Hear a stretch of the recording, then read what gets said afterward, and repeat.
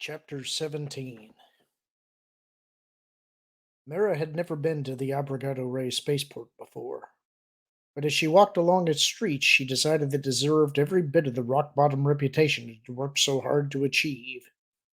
Not that it showed on the surface. On the contrary, the place was neat and almost painfully clean, though with that grating antiseptic quality that showed that cleanliness had been imposed from above by government decree instead of from below by the genuine wishes of the inhabitants. It seemed reasonably peaceful, too, as spaceports went, with lots of uniformed security men patrolling the streets around the landing pits. But beneath the surface glitter, the rot showed straight through. Showed in the slightly furtive manner of the locals, in the half-hearted swaggering of the uniformed security men, in the lingering stares of the plainclothes but just as obvious quiet security men. The whole spaceport, maybe the whole planet, was being held together with tie wire and blaster power packs. A petty totalitarian regime and a populace desperate to escape it. Just the sort of place where anyone would betray anyone else for the price of a ticket off planet. Which meant that if any of the locals had tumbled to the fact that there was a smuggling ship sitting here under security's nose, Mara had about 10 steps to go before the whole place came down on top of her. Walking toward a faded door with the equally faded sign, Landing Pit 21, over it, she hoped sardonically that it wasn't a trap. She would really hate to die in a place like this. The door to the landing pit was unlocked. Taking a deep breath, acutely conscious of the two pair of uniformed security men within sight of her, she went inside. It was the etherway, all right, just looking as shabby and decrepit as it had been when Finn Torv had had to abandon it in landing pit 63 of this same spaceport. Mara gave it a quick once over, checked out all the nooks and crannies in the pit where an armed ambush squad could be skulking, and finally focused on the dark haired young man lounging in a chair by the freighter's lowered ramp. Even in that casual slouch, he couldn't shake the military air that hovered around him. Hello there, he called to her, lowering the datapad he'd been reading. Nice day for flying. You interested in hiring a ship? No, she said, walking toward him as she tried to watch all directions at once. I'm more in a buying mood myself. What kind of ship is this flying hatbox, anyway? It's a Harkner's Balix 903, the other sniffed with a second rate attempt at wounded pride. Flying hatbox, indeed. Not much of an actor, but he was clearly getting a kick out of all this cloak and blade stuff. Setting her teeth firmly together, Mara set a silent curse down on Torv's head for setting up such a ridiculous identification procedure in the first place. Looks like a 917 to me, she said dutifully. Or even a 922. No, it's a 903, he insisted. Trust me. My uncle used to make landing gear pads for them. Come inside and I'll show you how to tell the difference. Oh, that'll be great, Mara muttered under her breath as she followed him up the ramp. Glad you finally got here, the man commented over his shoulder as they reached the top of the ramp. I was starting to think you'd been caught. That could still happen if you don't shut up, Mara growled back. Keep your voice down, will you? It's okay, he assured her. I've got all your MSE droids clattering around on cleaning duty just inside the outer hull. That should block out any audio probes. Theoretically, she supposed he was right. As a practical matter, well, if the locals had the place under surveillance, they were in trouble anyway. You have any trouble getting the ship out of impoundment? She asked him. Not really, he said. The spaceport administrator said the whole thing was highly irregular, but he didn't give me any major grief about it. He grinned. Though I suppose the size of the bribe I slipped him might have had something to do with that. My name's Wedge Antilles, by the way. I'm a friend of Captain Solo's. Nice to meet you, Mara said. Solo couldn't make it himself? Antilles shook his head. He had to leave Coruscant on some kind of special mission, so he asked me to get the ship sprung for you. I was scheduled for escort duty a couple of systems over anyway, so it wasn't a problem. Mira ran a quick eye over him. From his build and general manner. B-wing pilot? She hazarded. X-wing, he corrected her. I've got to get back before my convoy finishes loading. Want me to give you an escort out of here? Thanks, but no, she said, resisting the urge to say something sarcastic. The first rule of smuggling was to stay as inconspicuous as possible, and flying out of a third rate spaceport with a shiny new Republic X Wing starfighter in tow didn't exactly qualify as a low profile stance. Tell Solo thanks. Right. Oh, one other thing, Antilles added as she started past him. Hall also wanted me to ask if your people might be interested in selling information on our friend with the eyes. Mira sent him a sharp look. Our friend with the eyes? Antilles shrugged. That's what he said. He said you'd understand. Mara felt her lip twist. I understand just fine. Tell him I'll pass on the message. Okay. He hesitated. It sounded like it was pretty important. I said I'll pass on the message. He shrugged again. Okay. Just doing my job. Have a good trip. With a friendly nod, he headed back down the ramp. Still half expecting a trap, Mara got the hatchway sealed for flight and went up to the bridge. It took a quarter hour to run the ship through its pre-flight sequence, almost exactly the amount of time it took the spaceport controllers to confirm her for takeoff. Easing in the repulsor lifts, she lifted clear of the landing pit and made for space. She was nearly high enough to kick in the sublight drive when the back of her neck began to tingle. Uh-oh, she muttered aloud, giving the displays a quick scan. Nothing was visible, but this close to a planetary mass, that meant less than nothing. Anything could be lurking just over the horizon, from a single flight of TIE fighters all the way up to an Imperial Star Destroyer. But maybe they weren't quite ready yet. She threw full power to the drive, feeling herself pressed back into the seat cushion for a few seconds as the acceleration compensators fought to catch up. An indignant howl came from the controller on the comm speaker. Ignoring him, she keyed the computer, hoping that Torv had followed Card's standard procedure when he'd first put down on Abrogado. He had. The calculation for the jump out of here had already been computed and loaded, just waiting to be initiated. She got the computer started making the minor adjustments that would correct for a couple of months of general galactic drift, and looked back out the forward viewport. There, emerging over the horizon directly ahead, was the massive bulk of a Victory class Star Destroyer, bearing towards her. For a long heartbeat, Mara just sat there, her mind skimming through the possibilities, all the time knowing full well how futile the exercise was. The Star Destroyer's commander had planned his interception with exquisite skill. Given their respective vectors and the Etherway's proximity to the planet, there was absolutely no way she would be able to elude the larger ship's weapons and tractor beams long enough to make her escape to light speed. Briefly, she toyed with the hope that the Imperials might not be after her at all, that they were actually gunning for that Antilles character still on the surface. But that hope, too, evaporated quickly. A single X-Wing pilot could hardly be important enough to tie up a Victory-class Star Destroyer for, and if he was, they would certainly not have been so incompetent as to spring the trap prematurely. Freighter Etherway, a cold voice boomed over a comm speaker. This is the Star Destroyer Adamant. You are ordered to shut down your engines and prepare to be brought aboard. So that was that. They had indeed been looking for her. In a very few minutes now, she would be their prisoner. Unless. Reaching over, she keyed her mic. Star Destroyer Adamant, this is the Etherway, she said briskly. I congratulate you on your vigilance. I was afraid I was going to have to search the next 5 systems to find an Imperial ship. You will shut down all deflector systems. The voice faltered halfway through the standard speech at the fact belatedly penetrated that this was not the normal response of the normal Imperial prisoner. I'll want to speak to your captain the minute I'm aboard, Bera said into the conversational gap. I'll need him to set up a meeting with Grand Admiral Thrawn and provide me transport to wherever he and the Chimera are at the moment. And get a tractor beam ready. I don't want to have to land this monster in your hangar bay myself. The surprises were coming too fast for the poor man. Freighter Etherway, he tried again. On second thought, put the captain on now, Mara cut him off. She had the initiative now, and was determined to keep it as long as possible. There's no one around who can tap into this communication. There was a moment of silence. Mira continued on her intercept course, a trickle of doubt beginning to worm its way through her resolve.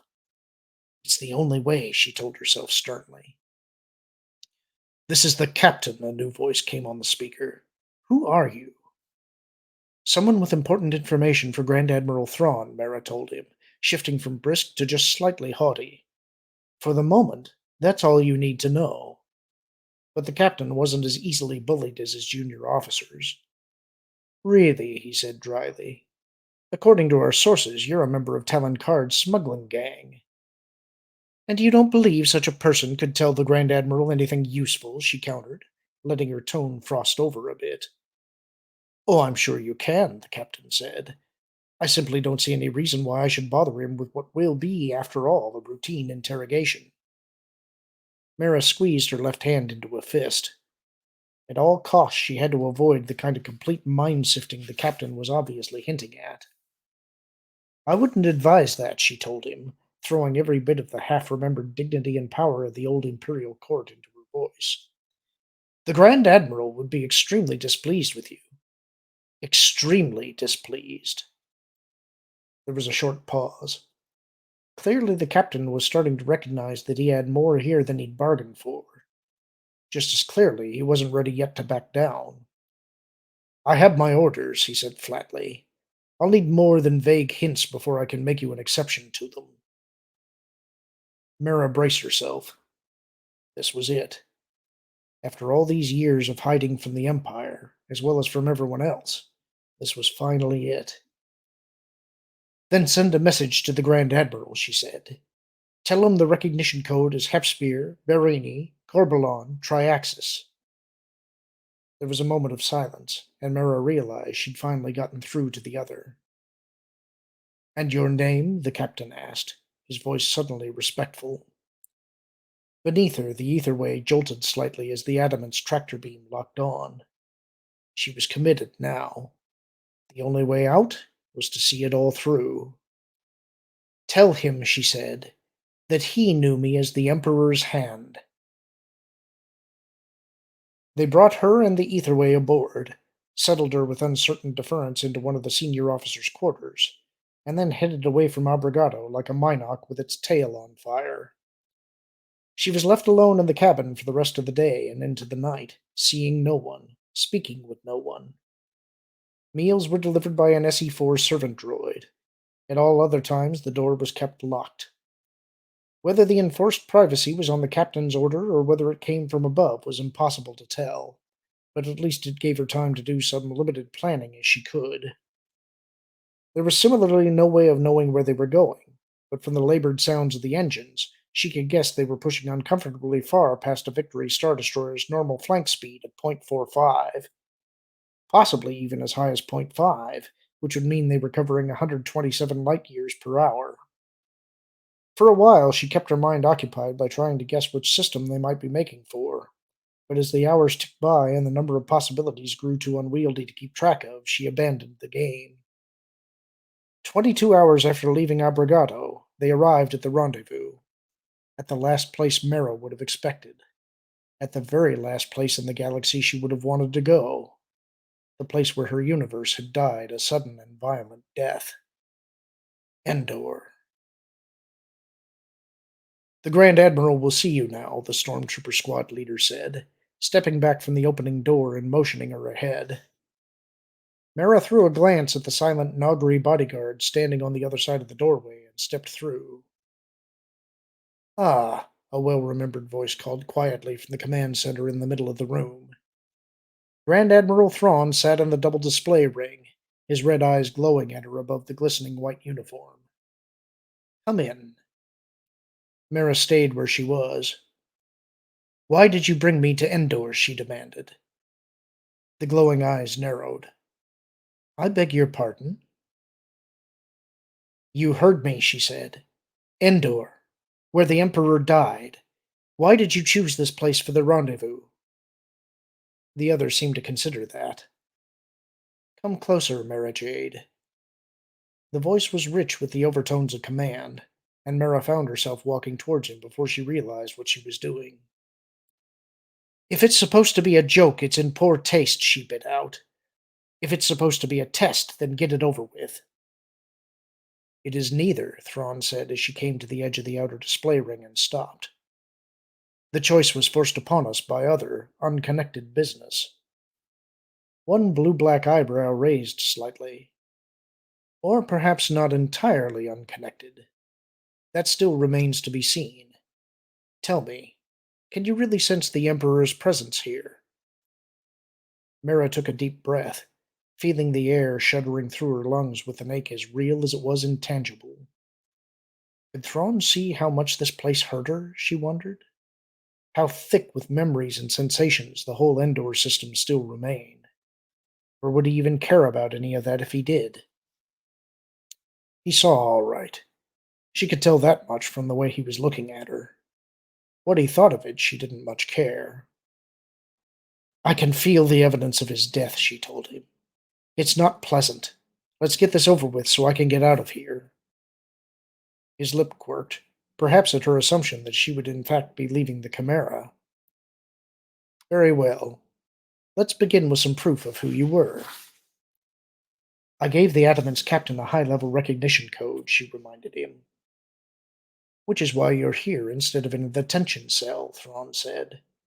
The code isn't proof in itself. All right then, Mira said. We met once, during the public dedication of the new assemblage wing of the Imperial Palace on Coruscant. At that ceremony, the Emperor introduced me to you as Lyanna, one of his favorite dancers. Later, during the more private ceremony that followed, he revealed to you my true identity. And what was that private ceremony? Your secret promotion to the rank of Grand Admiral. Thrawn pursed his lips, his eyes never leaving her face. You wore a white dress to both ceremonies, he said. Aside from the sash, the dress had only one decoration. Do you recall what that decoration was? Mira had to think back. It was a small shoulder sculpt, she said slowly. Left shoulder, a Zyquine design as I remember. It was indeed. Thrawn reached to his control board, touched a switch, and abruptly the room was filled with hollows of shoulder sculpts on ornate pillars. The one you wore is somewhere in this room. Find it. Mira swallowed, turning slowly as she looked around. She'd had literally hundreds of fancy dresses for her cover role as a member of the Emperor's entourage. To remember one particular shoulder sculpt out of all that. She shook her head, trying to clear away the unpleasant buzzing sensation that hovered deep in her mind. She'd had an excellent memory once, one which the Emperor's training had made even better. Focusing her thoughts, fighting upstream against the disquieting aura of this place, she concentrated. That's it, she said, pointing to a delicate filigree of gold and blue. Thrawn's expression didn't change, but he seemed to relax a little in his seat. Welcome back, Emperor's Hand. He touched the switch a second time, and the art gallery vanished. You've been a long time in returning. The glowing eyes bored into her face, the question unspoken but obvious. What was here for me before? She countered. Who but a Grand Admiral would have accepted me as legitimate? Was that the only reason? Mara hesitated, recognizing the tripwire. Thrawn had been in command of the Empire for over a year now, and yet she hadn't approached him until now. There were other reasons, she said, none of which I wish to discuss at this time. His face hardened. As, I presume, you don't wish to discuss why you helped Skywalker escape from Talon Card? You will kill Luke Skywalker! Mara jerked, unsure for that first frozen heartbeat whether the voice had been real or just in her mind. The strange buzzing intensified, and for a moment she could almost see the Emperor's wizened face glaring at her. The image grew clearer, the rest of the room beginning to swim before her eyes. She took a deep breath, forcing calmness. She would not fall apart. Not here. Not in front of the Grand Admiral. It wasn't my idea to let Skywalker escape, she said. And you were unable to alter that decision, Thrawn asked, the eyebrow lifting again. You? The Emperor's Hand? We were on Merkur, Mira reminded him stiffly, under the influence of a planet full of Ysalamiri. She glanced over his shoulder at the Asalameer hanging from the nutrient frame behind his chair. I doubt you've forgotten their effects on the Force. Oh, I remember it quite well, Thrawn nodded. It's their dampening of the Force, in fact, that proved Skywalker had help in his escape. All I need to know from you is whether it was Karrde himself who gave the order, or others of his group acting independently, so that he would know where to focus his revenge. Mara looked into those glowing eyes, beginning to remember now why the Emperor had made this man a Grand Admiral. It doesn't matter who's responsible, she said. I'm here to offer a deal that'll clear the debt. I'm listening, Thrawn said, his face neutral. I want you to stop your harassment of Karrde and his organization, to cancel the cash bounty on all of us, and to clear us with all Imperial forces and worlds that you control. She hesitated, but this was no time to go all bashful. I also want a monetary credit of 3 million to be deposited under Karrde's name towards the purchase of Imperial goods and services. Indeed, Thrawn said, his lip twitching in an amused smile. I'm afraid Skywalker isn't worth nearly that much to me. Or do you propose to deliver Coruscant as well? I'm not offering Skywalker or Coruscant, Mara said. I'm offering the Katana fleet. The amused smile vanished. The Katana fleet, Thrawn repeated quietly, his eyes glittering. Yes, the Katana fleet, Mara said. The Dark Force, if you prefer the more dramatic title. I presume you've heard of it. I have indeed. Where is it? The tone of command again, but this time Mara was ready for it. Not that it would have done him any good anyhow. I don't know, she told him, but Karrde does. For a long moment, Thrawn gazed at her in silence. How? He asked at last. He was on a smuggling mission that went sour, she told him. They escaped past some Imperial watchdogs, but didn't have time to do a proper jump calculation. They ran into the fleet, thought it was a trap, and jumped again, nearly destroying the ship in the process. Karrde was on nav duty. Later, he figured out what they'd hit. Interesting, he murmured. When exactly was this? That's all I'll give you until we have a deal, Mara told him. She caught the expression on his face. And if you're thinking of running me through one of intelligence's sifters, don't bother. I really don't know where the fleet is. Thrawn studied her. And you would have blocks set up around it even if you did, he agreed. All right. Tell me where Karrde is, then. So intelligence can sift him instead? Mara shook her head. No. Let me go back to him and I'll get you the location. Then we'll trade, assuming the deal is to your liking. A dark shadow had settled across Thrawn's face. Do not presume to dictate to me, Mara Jade, he said quietly. Not even in private. A small shiver ran up Mara's back. Yes, she was remembering indeed why Thrawn had been made a Grand Admiral. I was the Emperor's hand, she reminded him, matching the steel in his tone as best she could. Even to her own ears it came out a poor second.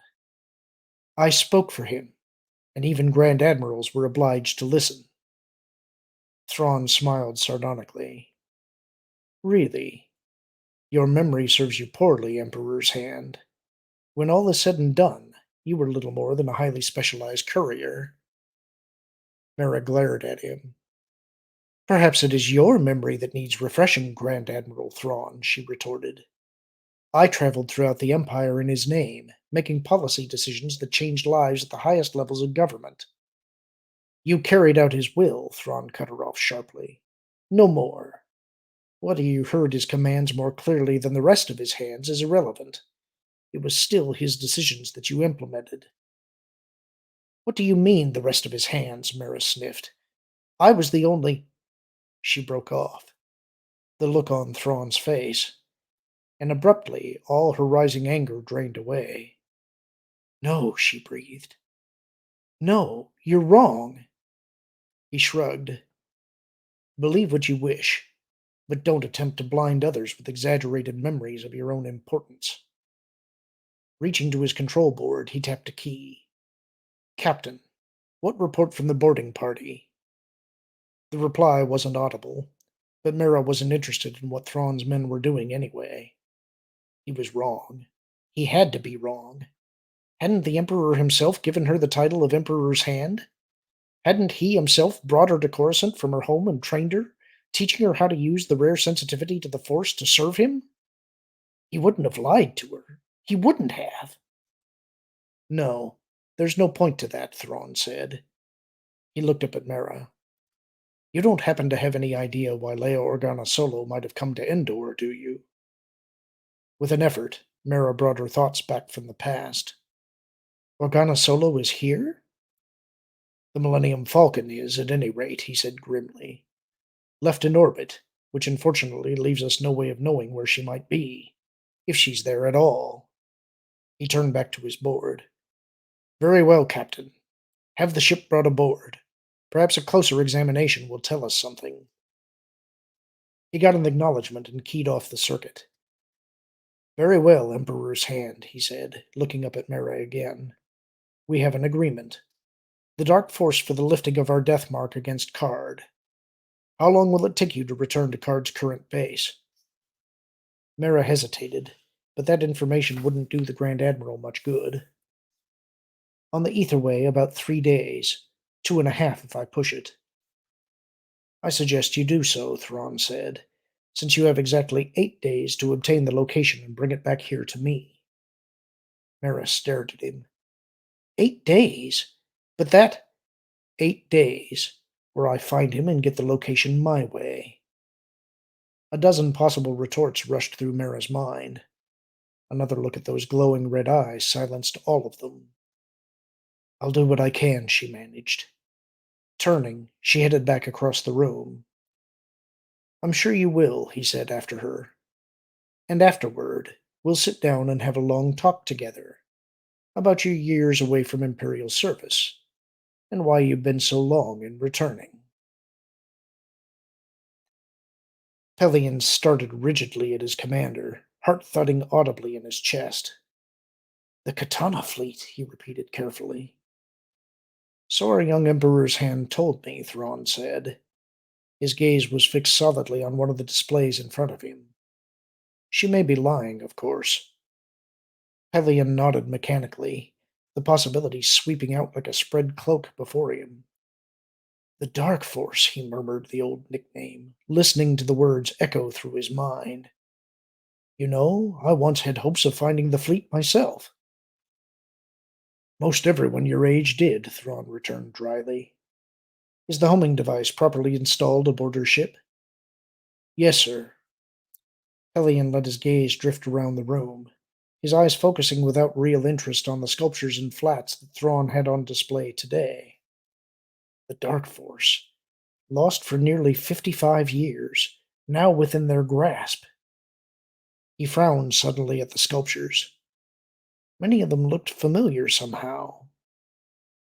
They're the various pieces of art that graced the offices of Rendili Star Drive and the Fleet Planning Department at the time they were working on the basic design of the katana, Thrawn answered, his unspoken question. I see, Pelion said. He took a deep breath and reluctantly brought himself back to reality. You realize, sir, how improbable this claim of Jade's really is. Certainly it's improbable.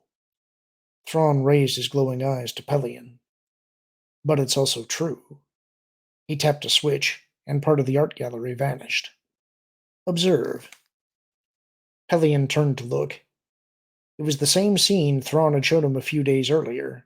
The 3 renegade dreadnoughts providing cover fire off New Cov so that the Lady Luck and that unidentified freighter could escape. He inhaled sharply, a sudden suspicion flooding into him. Those ships? Yes, Thrawn said, his voice grimly satisfied. The differences between regular and slave-rigged dreadnoughts are subtle, but visible enough when you know what to look for. Pelion frowned at the hollow, trying hard to fit all of it together. Your permission, Admiral, but it doesn't make sense for Card to be supplying this renegade Corellian with ships. I agree, Thrawn nodded. Obviously, someone else from that ill-fated smuggling ship also recognized what it was that they'd stumbled across. We're going to find that someone. Do we have any leads? A few. According to Jade, they escaped from an Imperial force on the way out of a botched job. All such incidents should be on file somewhere. We'll correlate with what we know about Card's checkered past and see what turns up. Jade also said that the ship was badly damaged in the process of doing its second jump. If they had to go to a major spaceport for repairs, there should be on file as well.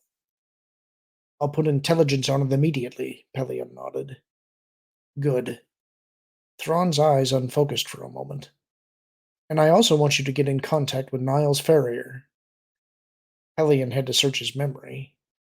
That ship thief you sent out to look for the Corellians' home base? That's the one, Thrawn said. Tell him to forget the Corellian and concentrate instead on Solo and Calrissian. He cocked an eyebrow. After all, if the Corellian is indeed planning to join the rebellion, what better dowry could he bring than the Katana fleet? The comm pinged. Yes? Thrawn asked. Sir, the target has made the jump to lightspeed, a voice reported. We've got a strong signal from the beacon. We're doing a probability extrapolation now.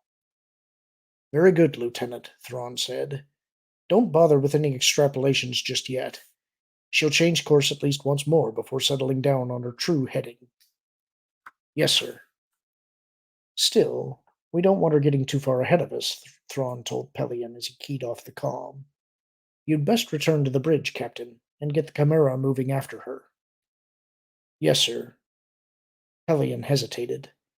I thought we were going to give her time to get the Katana's location for us.